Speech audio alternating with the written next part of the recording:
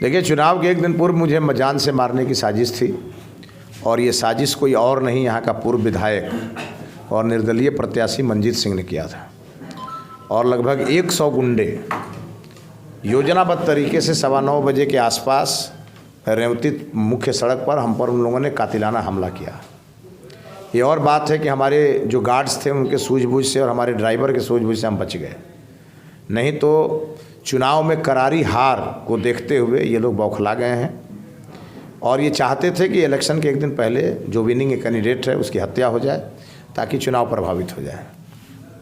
इसकी सूचना थाना को दी गई है, थाना ने FIR किया है, प्रशासन ने 2-4 दिन में कार्रवाई करने का हमको भरोसा दिलाया है। मैं इंतज़ार कर रहा हूं प्रशासन से कड़ी कार्रवाई और बड़ी कार्रवाई के लिए।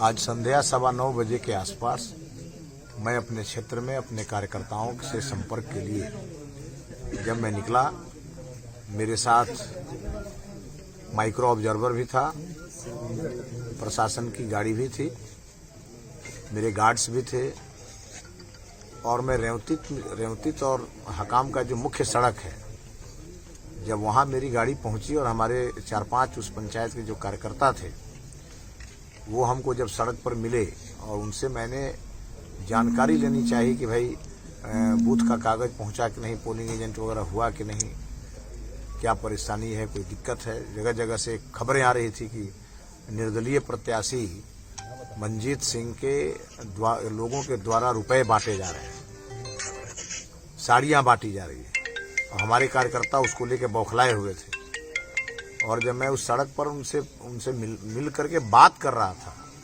इतने में लगभग 50 से भी के आसपास मोटरसाइकिल सवार जो पीला गमछी बांधे हुए थे, मंजीत सिंह जो निर्दलीय प्रत्याशी हैं उनके वो समर्थक थे, उन लोगों ने आके चारों तरफ से मुझे घेर लिया। मैं गाड़ी से उतरा था, अपने वर्कर से बात कर रहा था सड़क के किनारे और धुआंधार मेरे ऊपर हमला शुरू हो गया, हाथ से, मुक्का से, लाठी से, डंडे से, और हमारे गाड़ी का शीशा फोड़ दिया गया। और इतने उग्र थे, उनको लग रहा था कि भाई ये हम लोग जो रुपया बांट रहे हैं, जो हम लोग मतदाताओं को खरीदने का काम कर रहे हैं, इसमें खलल डालने के लिए क्यों घूम रहे हैं। तो इस परिस्थिति का कि मैं लगातार 5 बजे से यहाँ के आरक्षी अधीक्षक को मैं लगातार बता रहा हूँ और मैंने लगभग दर्जनों गांव का नाम लिया है जहाँ पर पैसे बांटे जा रहे थे, जहाँ पर साड़ियाँ बांटी जा रही थी निर्दलीय प्रत्याशी के द्वारा, और प्रशासन ने एक आदमी को नहीं पकड़ा और अंततोगत्वा मेरे ऊपर यह हमला कराया गया।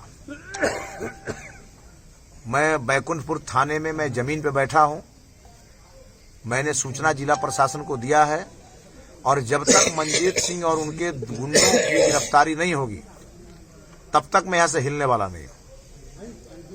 ये गुंडा राज बैकुंठपुर में नहीं चलेगा और शासन और प्रशासन जिस प्रकार से खामोश है ये भी नहीं चलने वाला है। लोकतंत्र है, लोकतंत्र में एक निर्वाचित विधायक के ऊपर हमला हो रहा है और उनके द्वारा हो रहा है। जो लोग रुपया बांट रहे हैं, जो लोग साड़ी बांट रहे हैं, वोट को प्रभावित करने का काम कर रहे हैं। मैं पिछले 5 घंटे से मैं प्रशासन को बता रहा हूं, कोई कार्रवाई नहीं हो रही है। अभी मैं पिछले 1 घंटे से मैं बैठा हूं बैकुंठपुर थाना में, कोई सीनियर अधिकारी यहां नहीं आया अभी तक। इसकी सूचना मैंने बिहार के उप मुख्यमंत्री सुशील मोदी जी को दिया है। मैं इंतजार करूंगा कि देखता हूं कि शासन प्रशासन क्या कार्रवाई करता है। 10 को आपके जो प्रचार गाड़ी था आपका बोलेरो स्कॉर्पियो, उस पर भी हम मतलब कि हमला किया गया था, उसका रास्ता रोका गया था आपको मड़वा गांव में, जिसमें कि ये सुनने में आया और एक वीडियो भी वायरल हुआ था।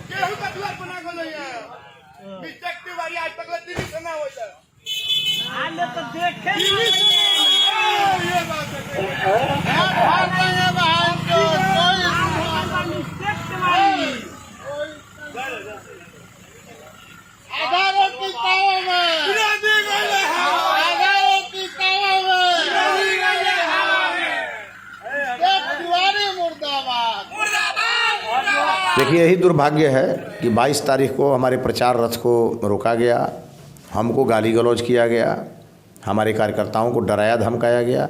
और ये एक ही जगह नहीं हुआ, दर्जनों जगह ये मामला हुआ और हर मामले की सूचना स्थानीय प्रशासन को दी गई है। प्रशासन ने थोड़ा इसको टेकन फॉर ग्रांटेड लिया है। 22 तारीख की घटना में अगर कार्रवाई हुई रहती तो शायद 2 तारीख की घटना न होती, लेकिन अब आचार संहिता ख़त्म होगा, उसके बाद जो जिम्मेवार पदाधिकारी हैं उनके भविष्य के बारे में भी हम लोग सोचेंगे। 3 तारीख को, जैसे कि यहाँ के ये 3/11/2020 को मतदान था अपने बैकुंठपुर में। उस मतदान में भी ये सुनने में आया और एक वीडियो भी वायरल हुआ है जिसमें कि विशाल सिंह नामक व्यक्ति जो कि आपका कार्यकर्ता है, वो जब बूथ पे जा रहा था वोट देने के लिए, तो उस समय उसे कुछ लोगों ने रोक करके उसको पीटा और उससे ये कहा गया था कि आप ट्रैक्टर को वोट दें। अभी उस पर क्या हुआ? नमस्कार साथियों, मेरा नाम विशाल सिंह, घर दयागिर का टोला है। आप लोग सबको पता ही है, आज विधानसभा का चुनाव, विधायकी चुनाव हो रहा है। जब हम वोट देने के लिए जा रहे थे तो सब लोग जानते हैं कि हम भाजपा की तरफ से हैं और कमल का हम वोट डालेंगे। तो यहाँ निर्दलीय मंजीत सिंह, निर्दलीय प्रत्याशी के कुछ समर्थक हैं, जैसे लालबाबू सिंह हैं, उनका लड़का अपने आप को बाहुबली दिखा करके और हमको मारा पीटा है कि वोट नहीं देना है कमल का, ट्रैक्टर का देना है। हमको मार उड़ के देख रहे हैं आप लोग, पूरा फाड़ उड़ दिया है सब। अभी भी हम चारों तरफ से घिरे हुए हैं और थाना प्रभारी के पास हम सूचना दिए हैं। चुनाव जो हमारे यहाँ के मुख्य अधिकारीगण हैं उनको भी हम सूचना दिए हैं, लेकिन चारों तरफ से अभी हम घिरे हुए हैं।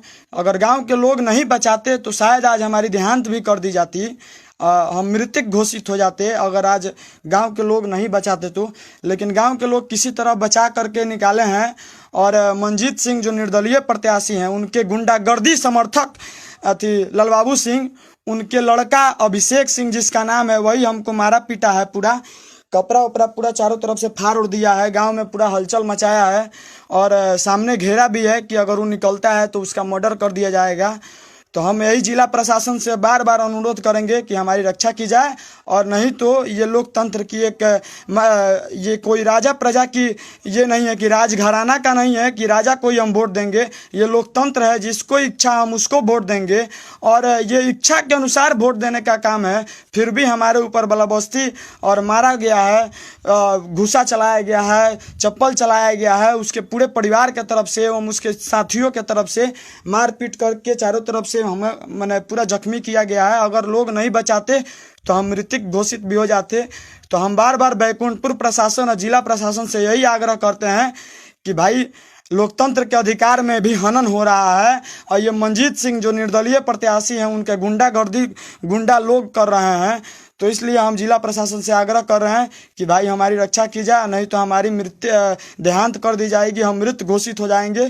तो इसकी जिम्मेवारी जिला प्रशासन और बैकुंठपुर प्रशासन लेगी। मित्रों, हम आप लोग से आग्रह करते हैं कि आप लोग इस वीडियो को शेयर कीजिए और दिखाइए कि आज लोकतंत्र के ज़माने में किस तरह से लोकतंत्र का हनन किया जा रहा है और जिसका अपना अधिकार है कि हमको कहाँ वोट देना है उसको भी रोका जा रहा है, मारा जा रहा है, पीटा जा रहा है। देख रहे हैं चारों तरफ से हमको घुसा चलाया गया है, पूरा हाथ पे छील उल दिया गया है, कपड़ा उपड़ा मेरा फाड़ दिया गया है।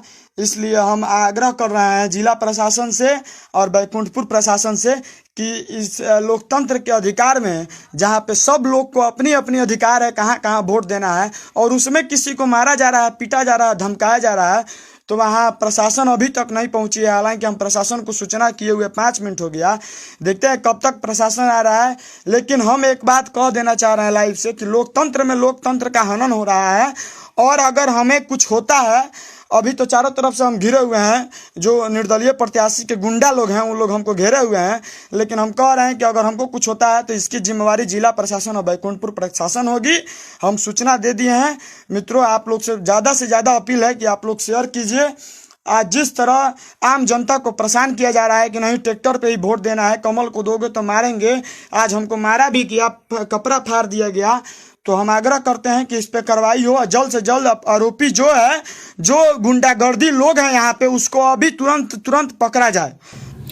देखिए, विशाल सिंह ने भी एक आवेदन दिया है थाना में। विशाल सिंह के साथ पूरी तरह से मैन हैंडलिंग हुआ है और विशाल सिंह से ही नहीं हुआ, हमारे एक चांदपरना की महिला है, उनको भी ट्रैक्टर पर वोट देने के लिए उन पर प्रेशर बनाया गया, जिसके कारण उन्होंने जहर खा लिया था। ये और बात है कि वो बच गई हमारे प्रखंड अध्यक्ष की सूझबूझ से। ऐसी ऐसी कई जगह इन लोगों ने प्रयास किया, वोट खरीदने का प्रयास किया, वोट को तोड़ने का प्रयास किया, लोगों को डराने का प्रयास किया, धमकाने का प्रयास किया। और इन सब चीज़ों की जानकारी चुनाव आयोग को भी है, जिला प्रशासन को भी है। देखते हैं जिला प्रशासन क्या कार्रवाई करता है। नहीं, आपके साथ ये लेकर के तीसरा घटना हुआ, 3 घटना हो गया। इसके पहले भी एक सभा को संबोधित करते हुए बैकुंठपुर में जब आप RN ITI में एक सभा को संबोधित कर रहे थे, उस समय आपने ये कहा था कि फ़ोन द्वारा हमें धमकी दी गई। उसमें भी आपने कहा कि फ़ोन द्वारा हमें, मतलब किसी ने आपको कॉल करके आपको धमकी दी। ये लेकर के आपके साथ चौथा कांड हो चुका है। अब इस धमकी वाले कांड में उसका क्या बात था? देखिए, हमको दिल्ली से एक व्यक्ति ने फ़ोन करके जान से मारने की धमकी दी थी। हालांकि 48 घंटे में उस आदमी को पुलिस उठा ले आई, वो आदमी जेल में बंद है। उसका भी कनेक्शन कहीं ना कहीं इन लोगों से है। क्या कनेक्शन के बारे में कुछ पता नहीं चला कि वो मतलब कि कौन करवाया, मतलब बाय फोर्स करवाया गया या खुद से कुछ दुश्मनी की जाति व्यक्ति दुश्मनी को लेकर के, या फिर ये राजनीति को लेकर के कुछ इसमें हुआ? देखिए, व्यक्तिगत मेरी तो दुश्मनी किसी से नहीं है, राजनीतिक दुश्मनी है। एक व्यक्ति जो अपनी बैकुंठपुर को अपना जागीर समझता था, यहाँ की जनता ने उससे उसकी जागीर छीन ली। वो बौखलाहट में कभी जनता का नुकसान करता है, कभी नेता का नुकसान करता है। लेकिन ये बहुत दिन चलने वाला नहीं है। पाप का घड़ा भर गया है और इस बार पूरे पाप का अंत होने वाला है। आपके विधायक रहते समय में प्रशासन क्यों इस तरीके से कि कोई एक FIR तक कराने जाता है तो उससे पैसा का डिमांड किया जाता है? प्रशासन ऐसा क्यों करता है किसी एक मतलब गरीब तबके के आदमी से? जब मान लीजिए गरीब एक तबके को आदमी को जब नहीं देखा जाता है और आपके ऊपर जब प्रहार किया, उसमें भी प्रशासन ने कोई तुरंत एक्शन क्यों नहीं लिया? मैंने आपको पहले ही कहा कि जरा आचार संहिता ख़त्म होने दीजिए। ऐसे जिम्मेवार लोगों, जो लोग इस मामले के जिम्मेवार हैं, उनको किसी स्थिति में बख्शा नहीं जाएगा, चाहे कितने भी बड़े पद पर होंगे। आपको बहुत जल्दी उसका रिजल्ट दिखेगा। मैं ऐसे किसी आदमी को छोड़ूंगा नहीं। जो व्यक्ति भ्रष्टाचार में लिप्त है, जो व्यक्ति किसी मजबूत आदमी के साथ खड़ा है और कमज़ोर को दबा रहा है, जो व्यक्ति मोदी जी के किए गए कार्य का नुकसान पहुंचा रहा है, वैसे किसी आदमी के साथ हम खड़े नहीं मिलेंगे। हमेशा हम आपको निर्बल के साथ खड़े मिलेंगे और हमेशा सत्य के साथ खड़े मिलेंगे। नहीं, जनता आपसे एक ये मतलब प्रश्न थोड़ा हट के है। जनता का आपसे एक शिकायत रहता है हर समय कि हमारे वर्तमान विधायक समय नहीं देते थे हम लोग पास में, तो इस बार क्या आप समय दीजिएगा जनता के पास में? ये आप जनता के लिए बोलिए, आप हमसे मत बोलिए।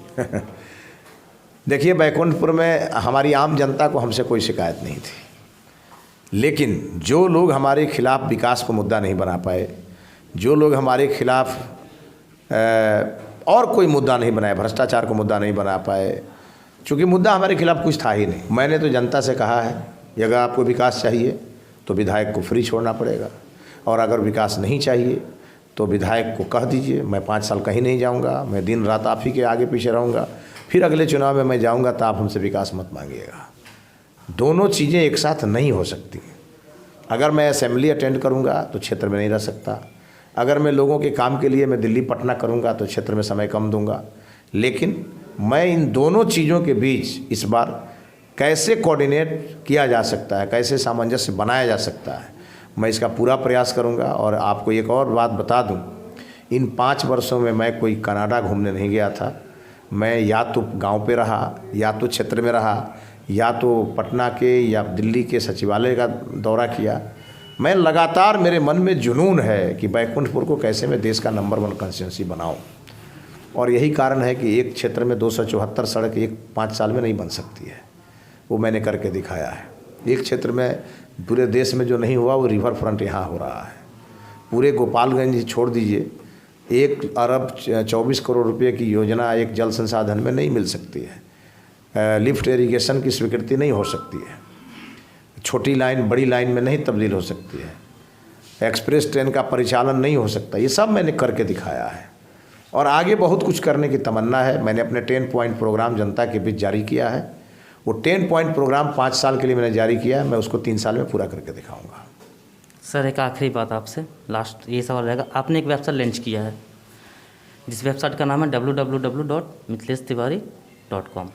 लेकिन आपसे एक विनती समझ लीजिए, आग्रह समझिए, क्योंकि जनता का ये हम नहीं कह रहे, जनता ये कहती है कि उस वेबसाइट पे जो आपने दिया है कि अगर कोई दिक्कत हो तो आप लोग फ़ोन करें, लेकिन एक मैसेज उसमें दिया जाता है कि आपसे तुरंत आप हमारे मेंबर आपसे तुरंत संपर्क करेंगे, लेकिन कोई मेंबर संपर्क नहीं करता, ऐसा क्यों हो रहा है? नहीं, वेबसाइट हमारा अभी हाल में लॉन्च हुआ है, कुछ उसमें तकनीकी खराबियां हैं, जिसको मैंने जो वेबसाइट बनाने वाली कंपनी है उसको हमने कहा है, जो मैंने सुझाव दिया है उस सुझाव पर वो कंपनी अमल करेगी। आचार संहिता की मजबूरियां कुछ ऐसी हैं कि अभी हम सभी लोग चुनाव में लगे हुए थे, लेकिन वो जो वेबसाइट है वो न्यूज़ पोर्टल के रूप में है, रजिस्टर्ड है, और इसके साथ साथ वो वर्क फ्रॉम होम, घर बैठे लोगों का समाधान कैसे होगा उस वेबसाइट के माध्यम से, वो भी हम लोग करेंगे। जो भी उसमें कमियां हैं उसको बहुत जल्दी हम दूर करेंगे।